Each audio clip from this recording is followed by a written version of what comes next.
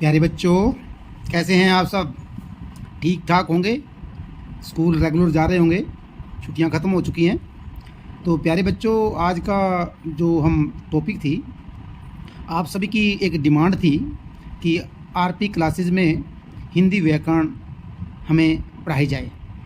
तो आज वो आपकी पुरानी डिमांड हम पूरी करने जा रहे हैं। बच्चों, हिंदी व्याकरण का जो एक पाठ्यक्रम है, सिलेबस है, वो एक विस्तृत है, बहुत ज़्यादा है। उसको हम स्टेप बाय स्टेप लेंगे। आपने काफ़ी किताबें पढ़ी होंगी और पढ़ भी रहे होंगे। किताबों में जो लिखा है वो अक्सर बच्चों के समझ में नहीं आता। मेरा जो उद्देश्य है यहाँ पर, ये मैंने जो पाठ्यक्रम बनाया है, और पाठ्यक्रम जो बनाया है वो अपनी समझ अनुसार बनाया कि बच्चों को एक स्टेप वाइज, जैसे हम घर में या अपने किसी मकान में चढ़ते हैं तो हम पहली सीढ़ी से दूसरी सीढ़ी, तीसरी सीढ़ी चलते हैं, जब जाके ऊपर पहुंचते हैं। पुस्तकों में क्या लिखा है, पहली सीढ़ी चढ़ के दूसरी सीढ़ी की एकदम कहीं और चढ़ गए, बीच में का जो सिलेबस है वो गायब कर दिया या बाद में दे दिया। तो मैंने ऐसा नहीं किया। मैंने जो सिलेबस है और वो एक स्टेप बाय स्टेप बनाया ताकि बच्चों को एक चैन के माध्यम से पता चल जाए, और एक चैन बना के ही मैंने सिलेबस बनाया, और उसी चैन के माध्यम से आपके पास रेगुलर क्लासेस आते रहेंगे।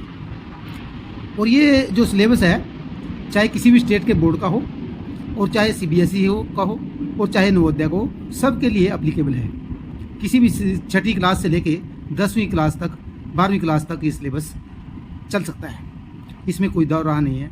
किसी क्लास में कम होगा, किसी में ज़्यादा होगा, पर मुझे उम्मीद है कि 100% जो क्लास में का आपका सिलेबस है वो कवर हो रहा है। दूसरी बात ये है, ये जो सिलेबस है मेरा लगभग 3-4 महीनों में पूरा होगा।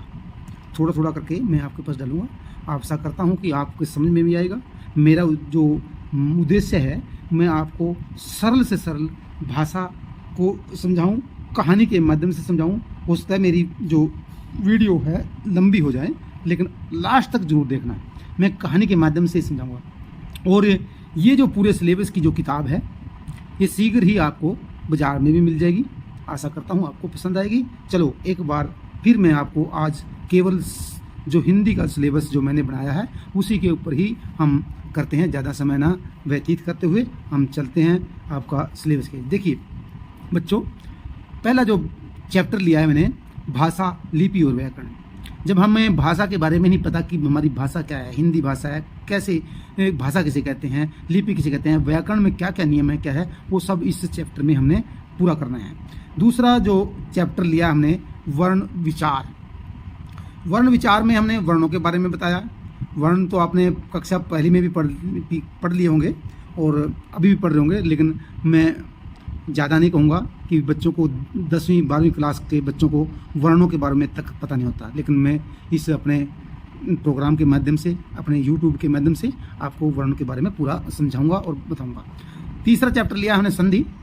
संधि ली है। उसके बाद हमने शब्द रचना ली है। शब्द रचना के बाद हमने तत्सम और तद्भव लिया है, और उपसर्ग और प्रत्यय लिए हैं। इसके बाद हमने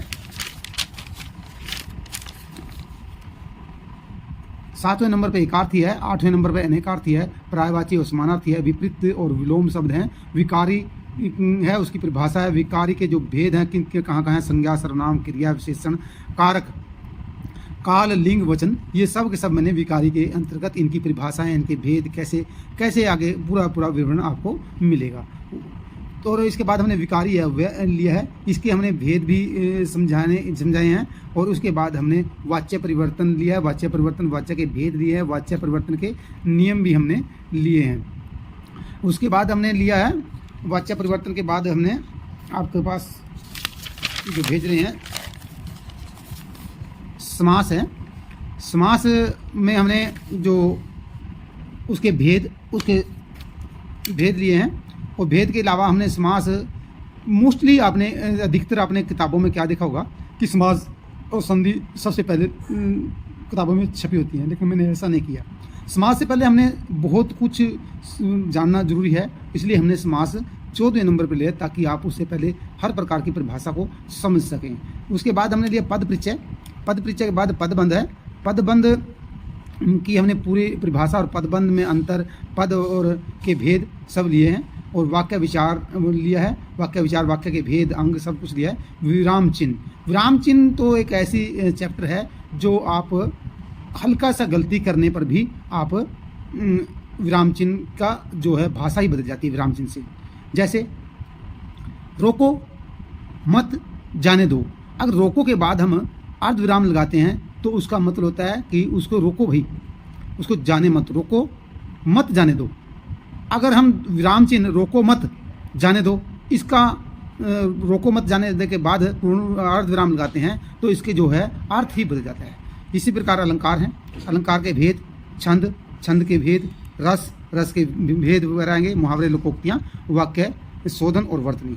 ये 24 अध्याय हमने बनाए हैं। 24 के 24 अध्याय आपको शीघ्र ही आ जाएंगे। आप हमारे चैनल को सब्सक्राइब करिए और कमेंट में ज़रूर लिखिए।